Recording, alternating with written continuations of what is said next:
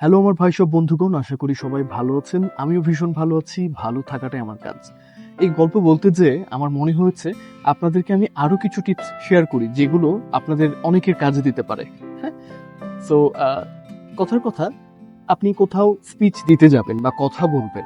১ম মঞ্চে আপনি দাঁড়াচ্ছেন বা যেকোনো জায়গায় আপনি কথা বলতে যাচ্ছেন। আমি আজকে ৩ টা জিনিস শেয়ার করছি। এই ৩ টা জিনিস আমি মূলত ১ম দিকে আমি এগুলো ফলো করতাম। প্রথমত, আমি মঞ্চে ওঠার আগে বা মাইক্রোফোনটা ধরার আগে আমি জোরে, জোরে ৩ বার নিঃশ্বাস নিতাম।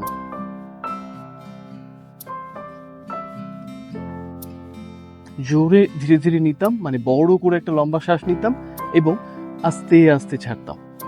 এটা করার পরে আমার যে ভেতরে যে হার্টবিট ওইটা যতটা ফাস্ট ছিল একটু স্লো হয়ে যায় আমি মনে করি। এটা তো গেল, এটা ৩ বার করবেন এবং দ্বিতীয়ত আপনার যে ফার্স্ট লাইনটা, আপনার স্পিচ বা আপনার কথার যে ফার্স্ট লাইনটা ওইটা আপনি মনে, মনে বলবেন। ১ বার হোক ২ বার হোক বলবেন। হ্যাঁ? ধীরে সুস্থে এবং ভাববেন আপনার সামনে অডিয়েন্স বসে আছে। তারা আপনার দিকে তাকিয়ে আছে। এই অবস্থাতেই আপনি এইরকম মনে, মনে এভাবে আপনি বলছেন। এটা করবেন। এবং থার্ড যে বিষয়টা, হ্যাঁ? এটা করবেন যখন আপনি মঞ্চে উঠে যাবেন, উঠে রেডি হবেন। তখন সবার দিকে একবার তাকিয়ে একটা সুন্দর মিষ্টি হাসি দেওয়ার চেষ্টা করবেন।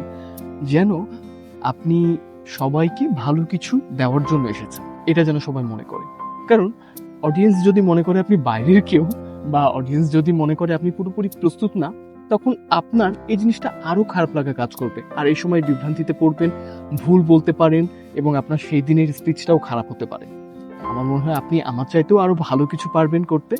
সো ভালো থাকাটাই হোক আপনার কাজ। টাটা।